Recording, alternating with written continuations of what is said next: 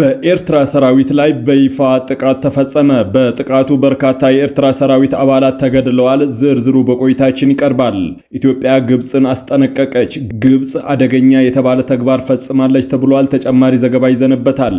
የታዋቂው ቲክቶከር አዶናይ እስር አነጋጋሪነቱ ቀጥሏል። ልዩ መረጃ ይዘናል።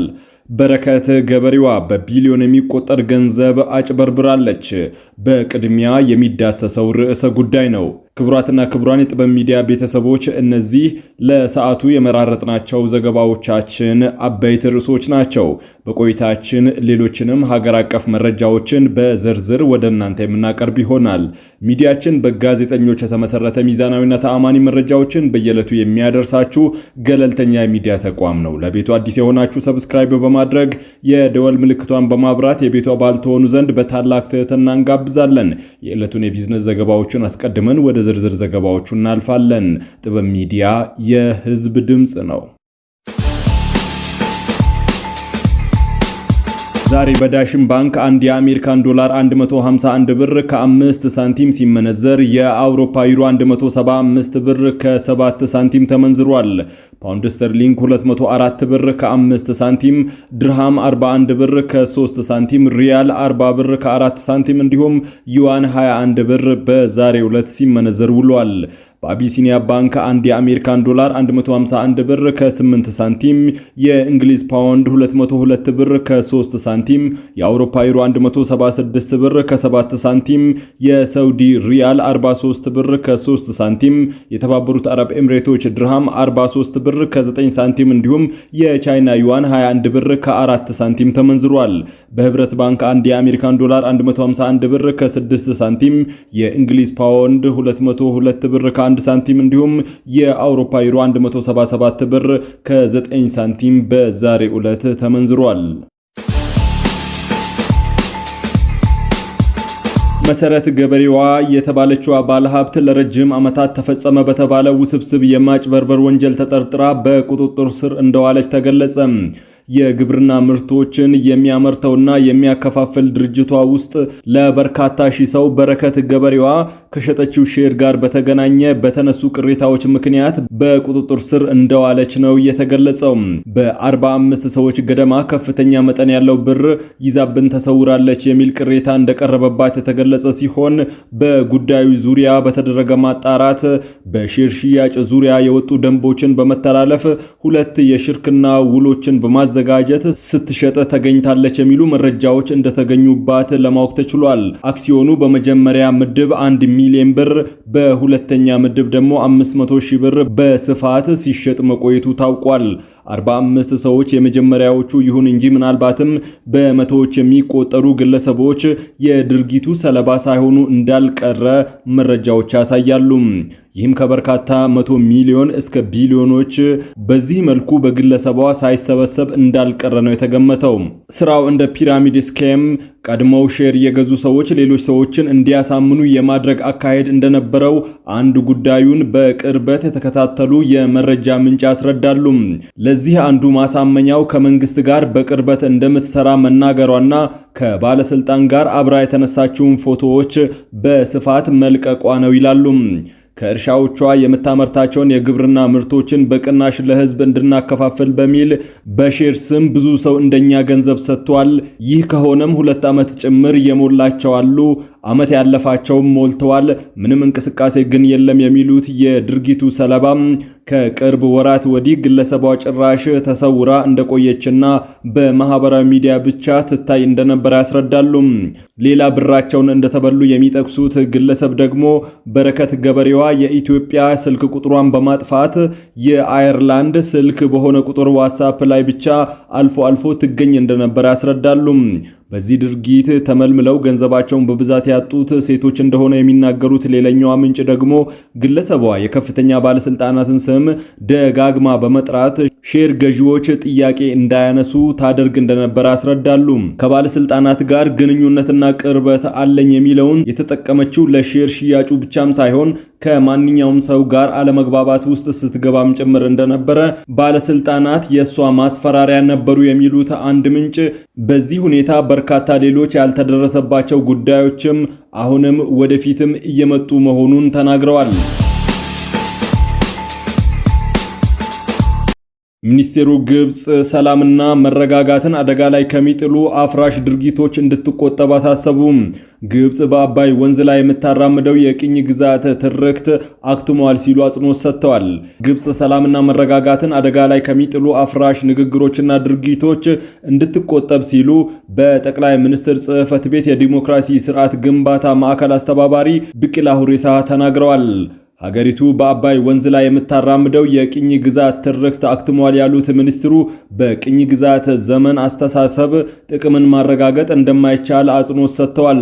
ሚኒስትሩ ግብጽ በናይል ወንዝ እኔ ብቻ የበላይነት ልውሰድ የሚለው ጊዜም ያለፈበት ትርክት ተቀባይነት እንደሌለው ገልጸው መሰል እሳቤዎች ከሀገር ባለፈ ቀጠናዊ መረጋጋትን ስጋት ውስጥ የሚከቱ መሆናቸውን አስረድተዋል።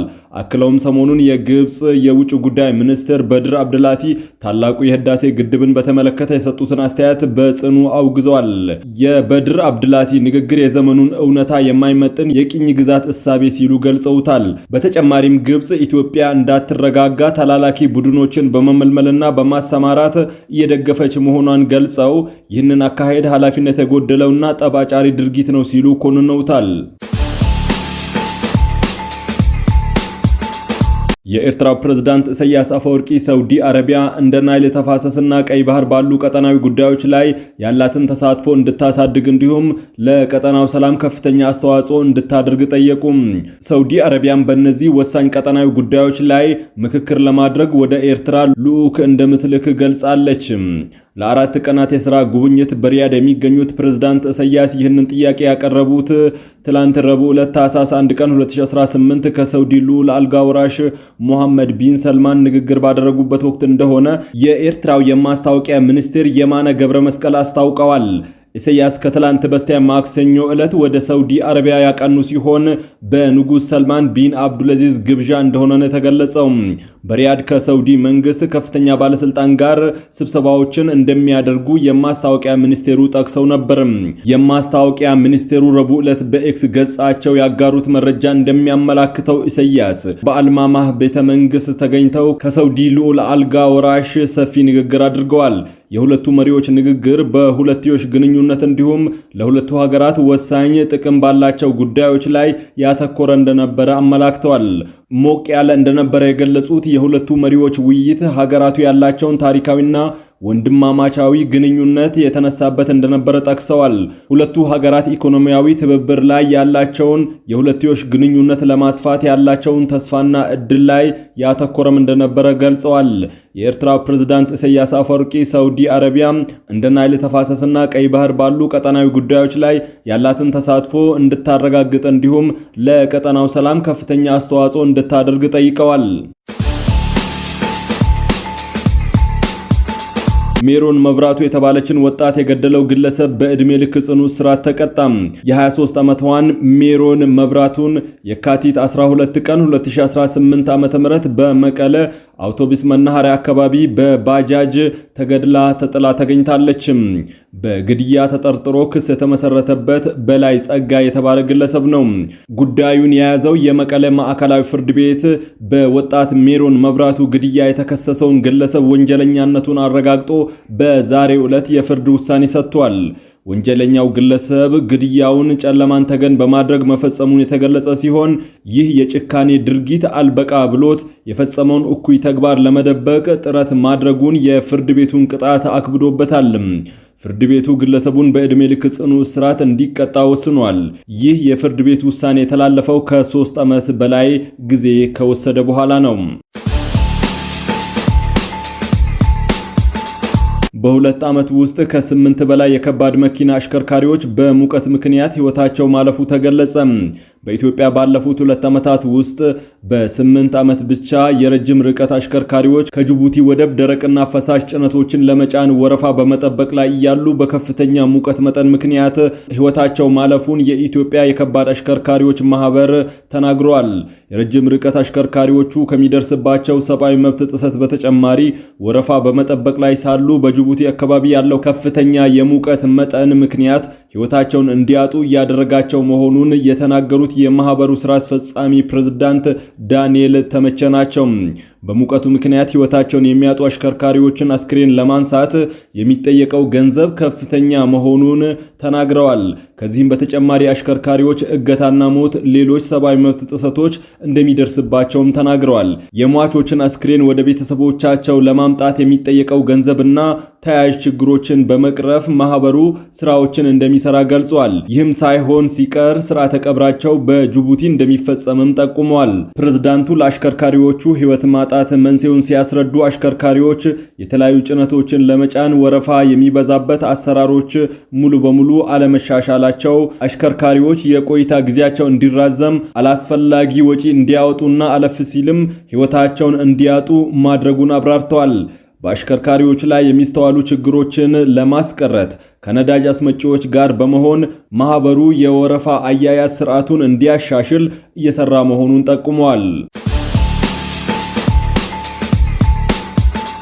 ልጅ ያጠፋው ነገር የለም ሲሉ የታዋቂው ቲክቶከር አዶናይ እናት ተናገሩ። ትላንት አመሻሽ ላይ ታዋቂው ቲክቶከር አዶናይ በፖሊስ ቁጥጥር ስር መዋሉን ተከትሎ አሳዛኝና አነጋጋሪ ጉዳዮች በማህበራዊ ሚዲያዎች እየተሰሙ ነው። አዶናይ በቁጥጥር ስር መዋሉን ተከትሎ እናቱ ለቢቢሲ ትግርኛ በሰጡት ቃል ልጃቸውን ሙሉ በሙሉ ተከላክሏል፣ እንዲሁም በመንግስት ላይ እምነት እንዳላቸውም ገልጸዋል። ልጅ ያጠፋው ነገር የለም፣ ያሰረው መንግስትም ሁኔታዎችን አጣርቶ እንደሚለቀው አምናለሁ ብለዋል። እናትየው አክለውም ልጃቸውን እንደሚያውቁትና ለሌሎች በጎ አድራጊ መሆኑን አስረድተዋል። የራሱን ምቹ ህይወት ትቶ መጥቶ ሰዎችን የሚያግዝ እኔንም የሚያበረታታኝ ልጅ ነው። መንግስት ሁሉን ነገር አጣርቶ ልጁን እንደሚለቀው አምናለሁ ብለዋል። ህወሓት መልሶ በሚመዘገብበት ጉዳይ ላይ የጀመርነው ንግግር የለም ሲል ምርጫ ቦርድ ገለጸ። የብሔራዊ ምርጫ ቦርድ ሊቀመንበር ሜላት ወርቅ ኃይሉ ተቋማቸው የተሰረዘው ህወሓትን እውቅና በማንሳትና መልሶ ለመመዝገብ በሚቻልበት ሁኔታ ንግግር እየተደረገ አለመሆኑን አሳውቀዋል። ሊቀመንበሯ በሰጡት መግለጫ የህወሓትን እውቅና የመመለስ ስልጣን የቦርዱ አለመሆኑን ገልጸዋል። የህወሓት ጉዳይ ከፕሪቶሪያ ስምምነት ጋር የተገናኘ መሆኑን የጠቀሱት ወይዘሮ ሜላት ወርቅ ጨምረውም እንደዚህ አይነት ፖለቲካዊ ጉዳዮች አግባብነት ባለው መንገድ እንጂ በምርጫ ቦርድ በኩል የሚፈቱ አይደለም ብለዋል። ህወሓት በተሻሻለው የፖለቲካ ፓርቲዎች አዋጅ መሰረት እንደገና መመዝገብ የነበረበት ቢሆንም ባለመመዝገቡ በምርጫ ቦርድ ከፖለቲካ ፓርቲነት መሰረዙ ይታወሳል። ይሁንና የህወሓት ቃል አቀባይ ባለፈው ሳምንት በሰጡት ቃለ ምልልስ የፌዴራሉ መንግስት ምርጫ ቦርድን እንደ መሳሪያ በመጠቀም በትግራይ ክልል ውስጥ አዲስ ፖለቲካዊ አስተላለፍ የመመስረት ስትራቴጂውን እያራመደ መሆኑን ገልጸዋል። ሰሞኑን በኢትዮ ኤርትራ ድንበር በሚገኙ ታጣቂዎችና በኤርትራ ሰራዊት መካከል ጠንካራ የተኩስ ልውውጥ ተደርጓል። የኤርትራ ሰራዊት በወረራ የያዘው የትግራይ ክልል መሬት ሰላም ከራቀው ቆይቷል። የኤርትራ ሰራዊት በአካባቢው ማህበረሰብ ላይ የተለያዩ በደሎችን ሲፈጽም መቆየቱን መዘገባችን ይታወሳል። የኤርትራ መንግስት በዓለም አቀፍ ተቋማት ለሚቀርብበት ክስ የወረርኩት መሬት የለም፣ ሰራዊቴ ያለው ዓለም አቀፉ ማህበረሰብ በሚያውቀው ድንበር ውስጥ ነው ያለው የሚል ምላሽ ሰጥቷል። በኤርትራ መንግስት ገለጻ መሰረት የኢሮብ ማህበረሰብ የኤርትራ ሀገር አካል ነው ማለት ነው። ይሁንና በኢሮብ ህዝብ ላይ ተደቅኗል ያለውን የህልውና አደጋ ለመቀልበስ በይፋ መደራጀቱን የገለጸው የኢሮብ ሬዚስታንስ አርሚ ከተመሰረተ ጊዜ አንስቶ በኤርትራ ላይ ይፋዊ ጦርነት ያወጀ ሲሆን የተለያዩ የደፈጣ ጥቃቶችን ፈጽሟል። ሰሞኑን የታጣቂ ቡድኑ ሰራዊት በፈጸመው ጥቃት በኤርትራ ሰራዊት ይዞታዎች ላይ ክፉኛ ጉዳት አድርሷል። ክቡራትና ክቡራን የጥበብ ሚዲያ ቤተሰቦች ለሰዓቱ የመራረጥናቸው ዘገባዎቻችን በዚህ አብቅተዋል። ከኛ ጋር በመሆን መረጃን ከጥበብ ስለተከታተላችሁ ከልብና እናመሰግናለን። ሚዲያችን በጋዜጠኞች የተመሰረተ ሚዛናዊና ተአማኒ መረጃዎችን በየዕለቱ የሚያደርሳችሁ ገለልተኛ ሚዲያ ተቋም ነው። ለቤቱ አዲስ የሆናችሁ ሰብስክራይብ በማድረግ የደወል ምልክቷን በማብራት የቤቱ አባል ትሆኑ ዘንድ በታላቅ ትህትና እንጋብዛለን። ጥበብ ሚዲያ የህዝብ ድምጽ ነው።